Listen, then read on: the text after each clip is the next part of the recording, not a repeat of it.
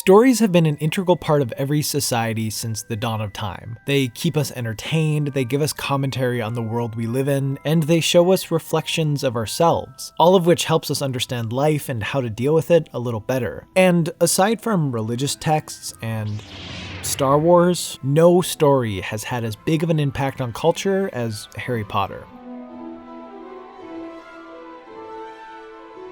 While the franchise has faded out of favor in recent years, I can still say without a doubt that Harry Potter is the defining text of my generation, which is roughly anyone born between 1985 and 1995. While the readership of the series goes far beyond that range, those within it experience something truly unique with the release of each novel. I was 6 when Harry Potter and the Sorcerer's Stone came out, and 16 when the series ended with Harry Potter and the Deathly Hallows. I read these books during some of my most formative years, and because of that, this series is a part of who I am. I count myself beyond fortunate to have grown up during the decade run of the Harry Potter novels. As a kid at the time, there was this sense that J.K. Rowling was not writing fiction, but actually telling the true story of the hidden lives of those in the wizarding world. Most kids I knew who read the books eagerly awaited their 11th birthday in the hopes that they would find out there was more to them than they ever knew. I remember one of my neighbors getting a letter from Hogwarts, and it seemed entirely plausible to me that it was real. My brother did eventually discover it was a fake by noting that it was written and signed by Professor Dumbledore instead of Professor McGonagall, who was the one actually in charge of sending out letters to potential first years. When no one I knew ended up getting a real letter, I remember hearing rumors that it was because American kids would be enrolled in the American Wizarding School, which didn't recruit students until they turned 13. Which, thanks to Pottermore, I have since learned isn't even true. While age washed away these hopes and fantasies, the fact that they existed for so many people in the first place is incredible to me. Millions of people were drawn into the world of Harry Potter, and it mostly comes down to the rich and immersive setting that Rowling created. When looking at fantasy stories, we often get tales set in far-off and distant lands. Middle-earth, Westeros, Temerant. These are all incredible places with deep histories and magical systems that, quite clearly, don't exist. They're different worlds, whereas the world of Harry Potter is set up as one hidden inside our own. It plays with the idea that if we can just pay close enough attention, we might be able to see it. There's magic everywhere, secrets within the most basic of things. All of this made Rowling's world easy to step into because while it managed to feel familiar in many ways, there was the promise of mystery around every corner. By presenting the series through Harry, an outsider to the magical world, readers learn about everything at the same time as him, not only given a solid reason for information dumps, but also creating a bond between Harry and the audience. The story starts in the most painfully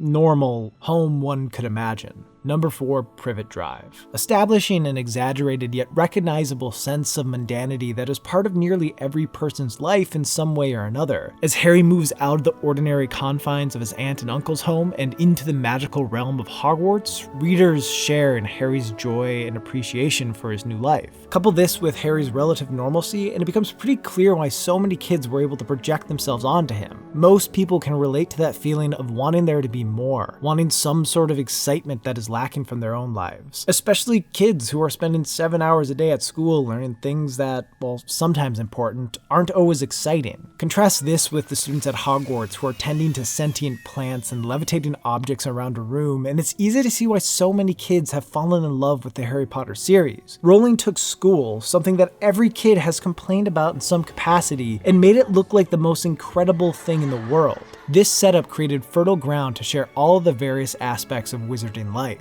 There is an excitement to every element that gets introduced throughout the series because it is another break from the mundane. It is another thing that the reader can picture existing in their own world, leading them to wonder, what if life was really like this? Aside from just wanting to be a part of a bewitching world, for young readers, the idea of being a wizard is also appealing because it provides indisputable proof that a person is special, which isn't really a fashionable thing to admit wanting, but it is an emotion that everyone has felt to some degree. To be a witch or wizard in Harry Potter, it doesn't matter where a person's from or if they're terrible at school or who their parents are. All that matters is that they have something magical inside of them, that they're different, special. And for a kid like me who didn't stand out as an exceptional athlete athlete or student or anything really. That hope of being special was intoxicating. People want to be recognized for their best traits, and that plays a major role in Harry Potter. The houses of Hogwarts are even centered around this base desire, allowing every student to be recognized for their greatest inner strengths, whether it be bravery, wit, humility, or ambition.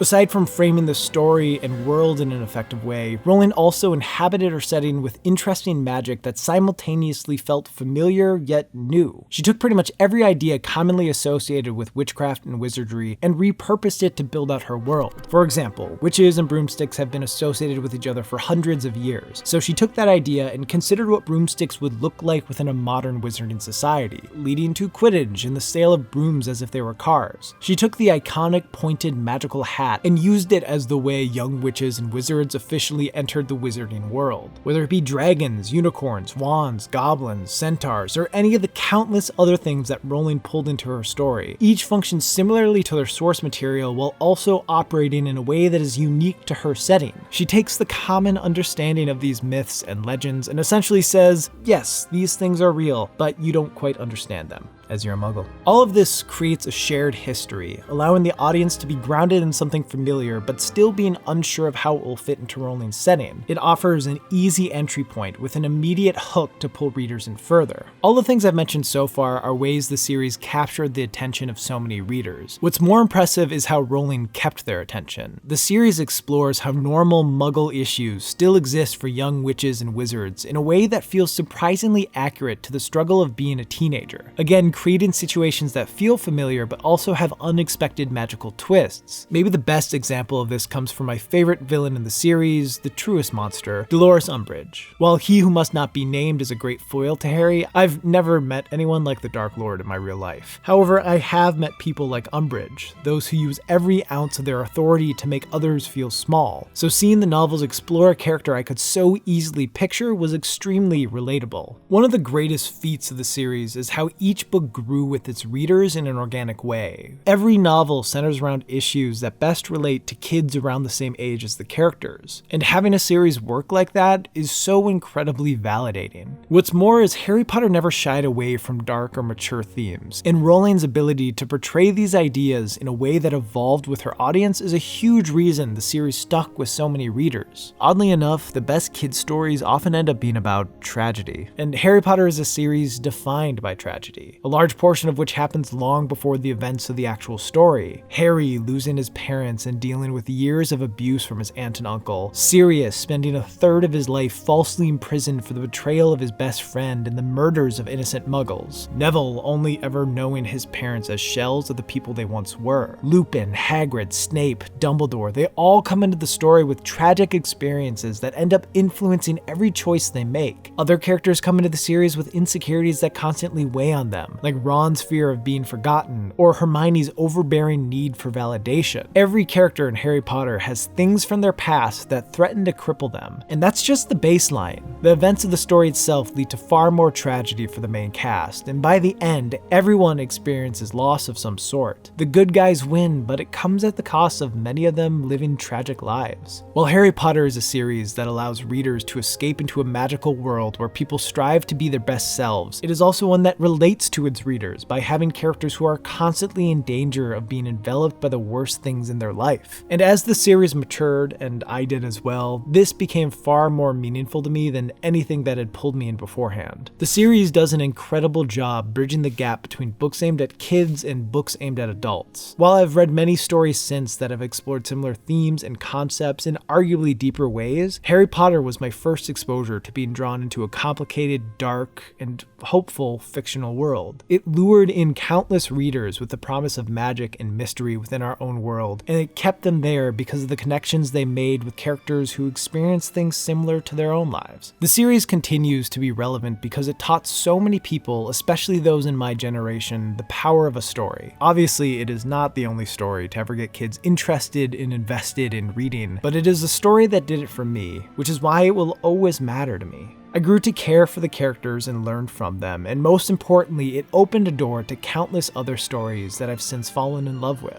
Regardless of the fact that Hogwarts doesn't actually exist, the lessons I learned from it and the connections I made to it are things that I will always carry with me. Great fiction becomes a part of who we are, and in some weird way, lives through us. While Dumbledore has many poignant and powerful lines throughout the series, his final line in the chapter King's Cross from Deathly Hallows resonates with me more than any other.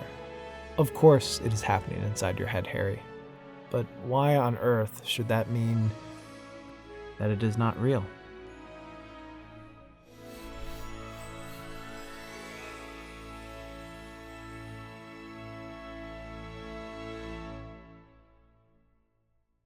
Hey, thanks for watching. The channel just hit 50,000 subscribers, which is something I never thought would happen. So thank you. It means a lot, and I'm excited to watch this thing grow further. If you want to see me doing some other stuff, check out my D&D podcast, Once Upon a Roll. And if you would like to support the channel in general, consider becoming a patron. Essentially, the more support the channel gets on Patreon, the more often I'll be able to put out videos. Also, if Patreon's not your thing, just sharing a video can go a long way. Regardless, I appreciate you all, and I hope you have a great day and or night.